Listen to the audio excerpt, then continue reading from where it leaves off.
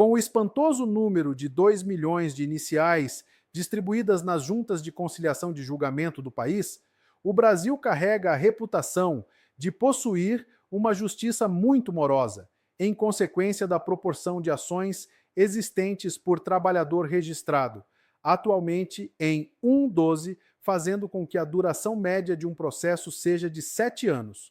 Os adicionais de risco, insalubridade e periculosidade perderam seu status de objeto principal da ação, passando a figurar como acessório em todas as ações, como forma de coagir as empresas ao acordo na audiência inicial, já que os custos de uma perícia são altos.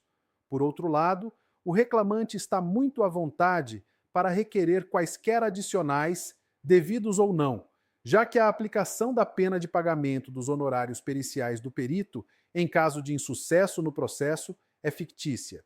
Os peritos judiciais experimentam um período de muito trabalho, porém de pouca remuneração pelo seu trabalho, dado que muitas são as ações improcedentes devido a perícias negativas que oneram única e exclusivamente a pessoa do perito, que tem custos de locomoção, horas de trabalho, investimento em instrumental, confecção de laudos sem qualquer cobertura, não havendo a quem reclamar pelos prejuízos. 2. Os adicionais de insalubridade e periculosidade. A criação das figuras do adicional de insalubridade e periculosidade datam de 1965, Portaria 491, e 1955, Lei 2573, respectivamente. Até onde temos conhecimento, o Brasil é o último país que ainda adota a monetização do risco, isto é, paga pela vida e saúde do trabalhador. O adicional de insalubridade remunera o trabalhador pelo risco de doença ocupacional, que pode ser adquirida pela exposição lenta e paulatina a agentes químicos, físicos ou biológicos. Os malefícios são sentidos ao longo dos anos, já que algumas doenças possuem longo período de incubação, a exemplo da asbestose. Na maioria dos casos, não se detecta o óbito imediato, mas sim a incapacidade para o trabalho, a exemplo da surdez. A saúde é agravada proporcionalmente ao período e dose de exposição. A periculosidade, ao contrário, é o infortúnio, o infeliz momento constituído por acidente típico, que ceifa a vida do trabalhador. O dano causado ao trabalhador não é função direta da exposição. Isto é, o agente não se deposita no organismo do trabalhador. Antagonicamente, a exposição é momentânea. Nossa legislação acolhe somente 4 situações como de periculosidade, explosivos e inflamáveis que estão previstas no artigo 193 da CLT. Eletricidade disciplinada pela Lei nº 7.369 e Decreto N. 93.412. E radiações ionizantes que são referidas pela Portaria 3.393, esta com algumas ressalvas, já que a criação dos adicionais de periculosidade dependeria de lei e não poderia ser baixada sob a forma de portaria. 3. A batalha judicial. Há algum tempo, o pedido de adicionais de risco perdeu sua primazia na ação, quanto então figurava sob a forma de principal. Hoje, detectamos que os adicionais passaram a ser acessórios das ações trabalhistas, figurando em toda e qualquer ação somente como artifício para constranger a reclamada a um acordo inicial. Os pedidos de insalubridade e periculosidade estão sendo feitos sem o menor critério, tanto jurídico como técnico. Percebemos que, de forma genérica, é pleiteada a insalubridade e ou periculosidade, inclusive esquecendo que os adicionais são excludentes, isto é, o trabalhador deve escolher o que lhe for mais conveniente. Experimentamos uma época em que se propugna adicional insalubridade para domésticas, porque estas, em sua atividade, manipulam sabão e detergente. Por outro lado, são pleiteados adicionais de periculosidade para vigilantes, limpadores de vidraças e outros que estão sujeitos a riscos, que não os exatamente previstos na legislação. O pedido de insalubridade deve estar embasado em 2 premissas essenciais. inclusive previstas no artigo 189 da CLT, concentração do agente e tempo de exposição, que devem coexistir em equilíbrio dinâmico.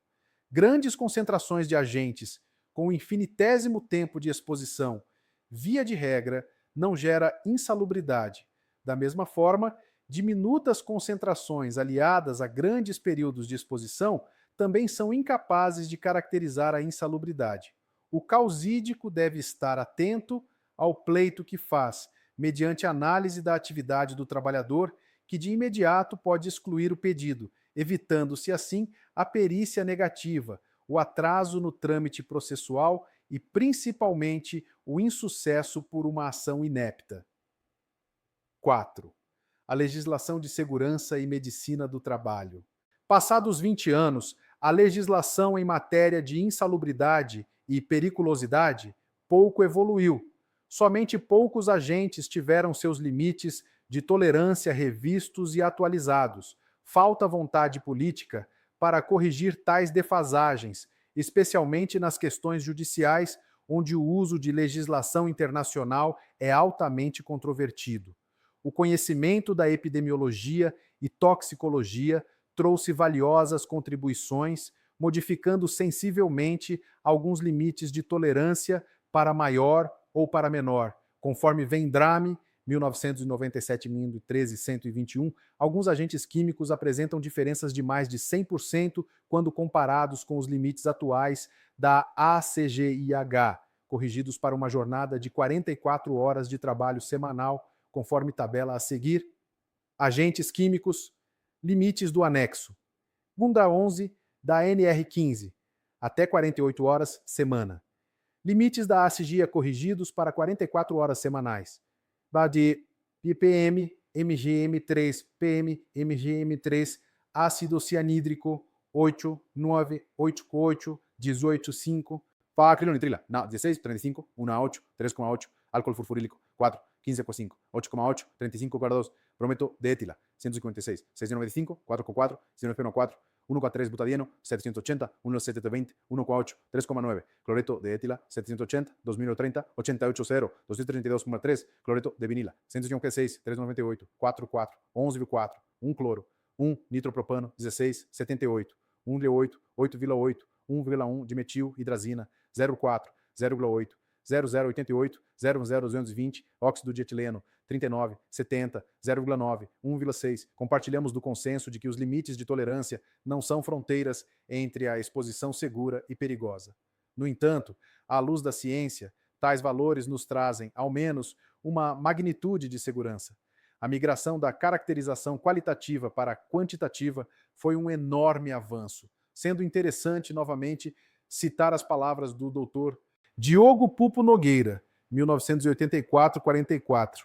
Abandonou-se a prática totalmente anticientífica de avaliar-se a insalubridade por critérios meramente quantitativos, SIC, passando-se a necessidade de medição instrumental de agentes mecânicos, físicos e químicos de doenças profissionais, iniciando-se dessa forma a fase científica da avaliação da insalubridade há tanto tempo já vigentes em países mais adiantados industrialmente.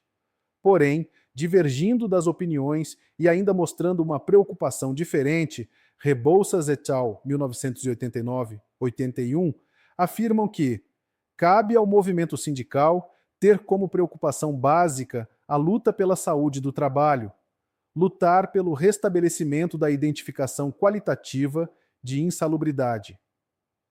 5. A atuação sindical.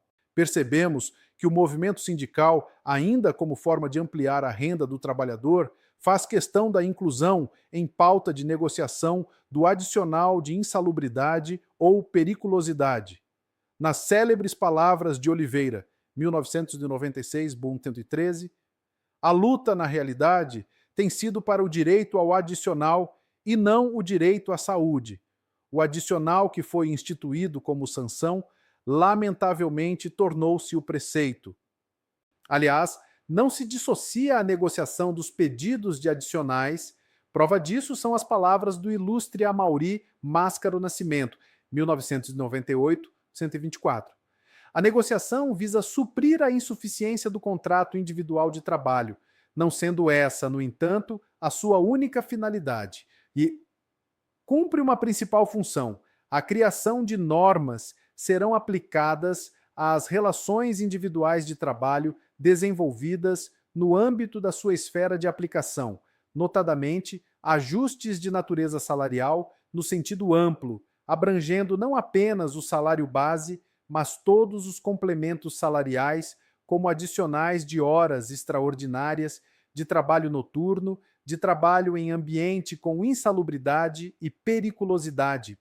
E uma vez mais, são oportunas as palavras do ilustre mestre Diogo Pupo Nogueira, 1984-43. Atualmente, com algumas raras e honrosas exceções, continuam a insistir no pagamento do adicional de insalubridade aos seus associados, em lugar de lutarem por ambientes de trabalho que não ofereçam riscos aos que ali labutam. Tal modo de pensar tem mesmo levado determinados sindicatos a recomendarem aos seus associados o não uso de equipamentos de proteção individual, fornecidos gratuitamente pelos empregadores para neutralizar a insalubridade existente, para que com isso possam receber o adicional de insalubridade. Claro que temos inúmeros exemplos de sindicatos que atuaram no sentido da preservação da saúde do trabalho, ao invés da reivindicação do malsinado adicional, como, por exemplo, cita Rebouças et al., 1989-79. A luta do Sindicato dos Metalúrgicos de Santos contra a exposição ao benzeno na Cosipa, 1984-1987, do Sindicato dos Químicos de São Paulo, com relação à exposição do disulfeto de carbono na nitroquímica, 1986-1987, do Sindicato dos Aeronautas, pelo alojamento individual aos comissários de bordo, 1984, do Sindicato dos Químicos do ABC contra a intoxicação do chumbo na ferro-enamel, 1984, a intoxicação por BHC na indústria Matarazzo, 1985, a contaminação por mercúrio na eletrocloro, 1987, do Sindicato dos Ceramistas de Jundiaí, contra a aspiração de poeiras de sílica e silicose, 1980-1985, da Federação e Sindicato dos Bancários de São Paulo, Campinas, Mato Grosso e Mato Grosso do Sul, contra o processo de parcelamento e automação, 1984-1986, do Sindicato dos Metroviários de São Paulo contra a Organização do Trabalho, 1985, do Sindicato dos Metalúrgicos de Osasco contra os acidentes e doenças do trabalho, 1980-1987, do Sindicato dos Metalúrgicos de São Bernardo do Campo e Diadema pela estabilidade do acidentado no emprego, 1981-1987, do Sindicato dos Metalúrgicos de São Paulo pela melhoria das condições e segurança do trabalho, 1980-1987. 6. O adicional penosidade. É interessante notar que existem vários outros fatores e situações de trabalho insalubre, particularmente em função da organização do trabalho, que não estão contemplados pela legislação. A monotonia, repetição, ritmo excessivo, turnos, relacionamento com chefia imediata e cobranças são vários aspectos que agem diretamente sobre o bem-estar do trabalhador, como oportunamente coloca a Dr. Edith Seligman Silva, in Rocha et al., 1993, 6 e 13. Existem tarefas que, por sua natureza e conteúdo, envolvem a esfera psicoafetiva. Os exemplos poderiam ser numerosos. Lembremos as situações que envolvem riscos para a própria vida ou integridade física, as que exigem permanente e intenso autocontrole emocional, as que implicam em elevadas responsabilidades com vidas humanas, com valores vultuosos ou com a própria continuidade da produção. O adicional penosidade, apesar de expressamente declarado como direito do trabalhador na atual Constituição, ainda carece de regulamentação por lei ordinária. No entanto, a previsão de aposentadoria especial para trabalhos penosos já era consignada pela Lei nº 3.807, de 26.08.60, a exemplo dos mineiros, professores e motoristas. Em nossa conceituação, as atividades penosas são aquelas que implicam o desgaste anormal e envelhecimento precoce do trabalhador, cabendo, nestes casos, indenização pelos danos sofridos pelo obreiro. Mais do que os adicionais de insalubridade e periculosidade que compram a vida do trabalhador em prestações, entretanto, tais condições poderiam ser neutralizadas ou minimizadas, desde que a empresa tivesse interesse. No caso da penosidade, a situação é inerente ao trabalho, e somente em algumas situações a intervenção técnica poderia minimizar a agressão ao trabalhador. O conceito de saúde, emanado pela Organização Mundial de Saúde, prescreve um conceito lato, não somente se referindo ao plano físico, mas incluindo também o mental e social. E são exatamente estas parcelas que sempre estiveram exclusas do conceito de saúde do trabalhador, especificamente onde o adicional penosidade estaria incidindo, cobrindo esta lacuna. Na verdade, sucede uma inversão de valores, pois a existência dos adicionais de insalubridade e periculosidade incita o empregador a cada vez investir menos na melhoria das condições de trabalho. Por outro lado, a inexistência do adicional penosidade desamparara o trabalhador, não remunerando ou indenizando este por danos sofridos em virtude de trabalhos peculiares. Em sua obra, o Dr. Sebastião Geraldo de Oliveira, 1996, 148 e 149, juiz do trabalho em Belo Horizonte, nos traz uma compilação de 3 projetos de lei para a regulamentação do trabalho penoso. O projeto número 1015 de 1988, apresentado pelo deputado federal Paulo Paim, indica: serão consideradas atividades penosas aquelas que, por sua natureza, condições ou métodos de trabalho exijam dos empregados esforços e condicionamentos físicos, concentração excessiva, atenção permanente, isolamento e imutabilidade da tarefa desempenhada em níveis acima dos limites de tolerância fixados em razão da natureza e da intensidade do trabalho a que estão submetidos. O projeto de lei 1808 de 1989, apresentado pelo deputado federal Paes Landim, aponta: atividade penosa é aquela que, em razão de sua natureza ou da intensidade como que é exercida, exige do empregado esforço fatigante, capaz de diminuir-lhe significativamente a resistência física ou produção intelectual. Já o projeto de lei 2168 de 1989, apresentado por Dazo Coimbra, prevê: são atividades penosas quando demandem esforço físico estafante ou superior ao normal, exijam uma atenção contínua e permanente ou resultem em desgaste mental ou estresse. 7. Conclusão. A nosso ver, os adicionais ainda sustentam uma situação de favorecimento ao empregador que submete os trabalhadores a perniciosas condições de trabalho. O que deveria ser pena virou prêmio. Por outro lado, os trabalhadores se submetem, ou pior, fazem questão de se submeterem em troca de uma mirrada compensação financeira. Alguns sindicatos não mudam sua retórica de 20 anos atrás e continuam a reivindicar o adicional, ao invés de exigir melhoria nas condições de trabalho. Dá-se uma grande ênfase aos adicionais insalubridade e periculosidade, relegando a... Se você gostou deste vídeo, inscreva-se no nosso canal, deixe seu like, compartilhe e comente. E claro, segue a gente também nas redes sociais vizinhas para continuarmos trazendo conteúdos como este. Até a próxima!